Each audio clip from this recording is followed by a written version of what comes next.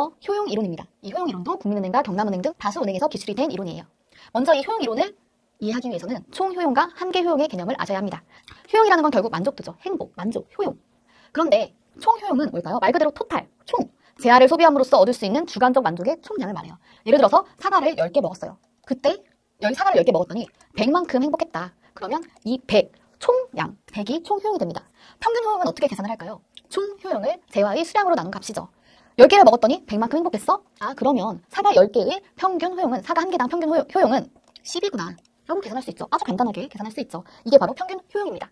그럼 한계 효용은 어떻게 계산할까요? 한계 효용은 재화 소비량이 1단위 증가할 때 추가적으로 얻는 만족, 총 효용의 증가분율이에요. 이 한계 효용이 아마 조금 낯선 개념이실 거예요. 총 효용과 평균 효용은 평소에도 많이 쓰는 개념이기 때문에 딱 이해가 되실 텐데, 한계 효용은 조금 낯서실 거예요. 한계. 10개를 먹었을 때 100만큼 행복했는데 사과를 그 상태에서 하나 더 먹었어요. 11개 먹었더니 총 효용이 108로 증가했습니다.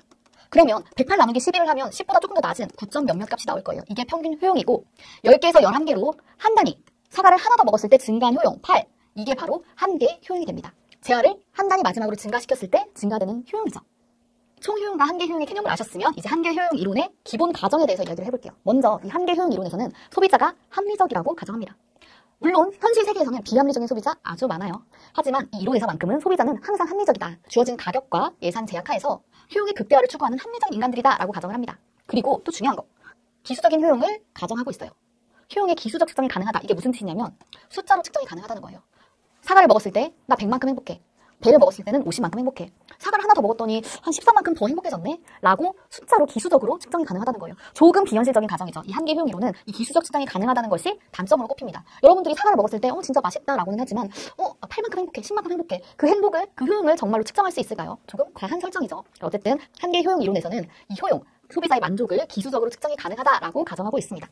그리고 가장 중요한 거, 한계 효용 체감의 법칙이 성립한다라고 이야기합니다. 이 한계 효용 체감의 법칙은 사실 모든 재화의 일반적인 특징이에요. 예컨대 여러분이 사과를 하나도 안 먹고 있어요. 배가 너무 고픈데 사과 하나를 딱 먹었어요. 너무너무 행복하겠죠. 사과 하나를 다 먹고 나서 하나 더 먹을까 해서 하나를 더 먹습니다. 여전히 되게 행복할 텐데, 너무 맛있을 텐데, 아까 하나도 안 먹었던 상태에서, 배 완전 고팠던 상태에서 하나 먹었을 때보다는 더 행복하겠죠. 2개를 먹은 상태에서 또 하나를 먹어요. 너무 맛있어. 근데 아까보다는 감동이 덜하겠죠. 이제는 사과를 먹어서 10개를 먹었어요. 그런데 하나가 더 있어요. 여러분, 먹을까요? 먹을지 말지 고민하겠죠. 너무 싸면 먹을 수 있겠지만 아까와 똑같은 가격이라면 아마 안 먹을 가능성이 커요. 한계 효용이 점차 감소하고 있죠. 그리고 어떤 사과를 20개 먹게 되면, 혹은 15개 먹게 되면, 어떤 사람은 5개만 먹어도 더 이상 먹기 싫어지는, 효용이 더 이상 늘어나지 않는 시점이 올 거예요. 특정 시점을 지나면 오히려 한계 효용이 마이너스가 된다는 거예요. 한계 효용 체감의 법칙은 결국 다른 재화, 다른 것들이 일정한 상태에서 한 재화의 소비량이 일정 단위를 넘어서면 소비량이 증가할수록 그 재화의 한계 효용이 지속적으로 감소한다는 법칙입니다. 너무너무 당연한 법칙이죠. 모든 재화가 사실 그래요. 돈도 많으면 많을수록 조금 더 버는 거 감흥 없겠죠. 완전 내가 빈털털이야. 하나만 돈이 수입이 들어가도 너무너무 행복하겠죠. 모든 음식, 모든 옷이 한 벌 있을 때 한 벌 더 사는 것과 옷이 100벌 있는데 한 벌 더 사는 것, 효용 완전 다르겠죠. 재화의 양이 늘어나면 늘어날수록 한계 효용이 점점 체감한다. 그리고 어떤 구간에서는 오히려 더 먹는 게, 배불러 죽겠는데 아무리 소고기를 지언정 더 먹으라고 하면 진짜 괴롭겠죠. 한계 효용이 체감하게 될 수 있다라는 겁니다. 한계 효용이 마이너스가 되는 구간도 있다라는 거예요.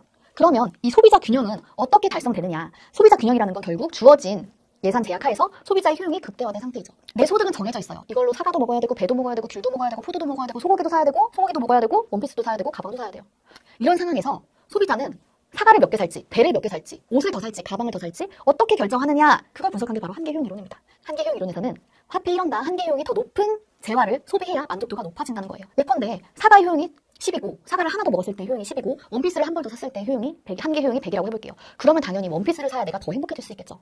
그런데 소고기를 한 근 더 사 먹으면 내 효용이 더 커진대요. 그럼 소고기를 하나 더 사 먹는 게 더 행복할 수 있는 길이겠죠. 그런데 이렇게 소비를 막 하다 보니까 이제는 원피스를 더 사는 거나, 사과를 더 사 먹는 거나, 소고기를 더 사 먹는 거나 다 한계 효용이 같아지는 지점이 온다는 거예요. 화폐 1원당 한계 효용이 균등해지는 지점, 그때가 바로 총 효용이 극대화되는 지점이다라는 겁니다. 그래서 한계 효용 이론에서는 소비자 균형은 한계 효용 균등의 법칙이라고 해서 각 재화 1원 가치의 효용이 균등한 점에서 소비자 균형이 달성된다라고 이야기를 해요. 여긴 2가지만 썼지만 MUZ, PZ, 그리고 MUA, PA 모든 재화의 한계 효용이 균등해질 때, 화폐 1원당의 한계 효용이 균등해질 때, 그때 비로소 균형이 달성된다. 그게 소비자의 최적 소비점이다라고 이야기합니다. 아까 설명드렸다시피 어떤 특정 재화의 한계 효용이 다른 재화의 한계 효용보다, 화폐 1원당 한계 효용보다 더 높다면 그걸 더 사면 더 행복해지니까 그 구입량을 조정해야 된다는 거죠. 그런데 더 이상 조정할 수 없어지는 화폐 1원당 한계 효용이 균등해지는 지점이 오면 더 이상 조정할 게 없는 완벽한 상태, 소비자 균형이 이루어진다라는 겁니다. 그러면 이 한계 효용 이론에서는 수요 곡선이 어떻게 도출되느냐? 아주 간단하죠. 아까 말씀드렸다시피 지금 배가 너무 고플 땐 사과 하나가 있어요. 이거 1,000원 주고도 사 먹을 수 있어. 그런데 하나 먹고 나니까 1,000원은 좀 그렇고 900원이면 사 먹어야지 생각을 해요. 그리고 10개를 먹었을 때는 이제 100원이면 사 먹을 것 같은데 1,000원, 900원 절대 안 사 먹죠. 왜냐면 나 배부르고 사과 이제 좀 질렸거든. 그리고 어떤 시점에는 더 이상 돈 주고 사기 싫은 지점이 올 거예요. 그래서 소비량이 증가하면 증가할수록 한계 효용은 낮아지고 지불용의 가격은 낮아진다. 그래서 수요 곡선이 우하향하는 거야 라고 이야기하는 게 바로 한계 효용 이론입니다.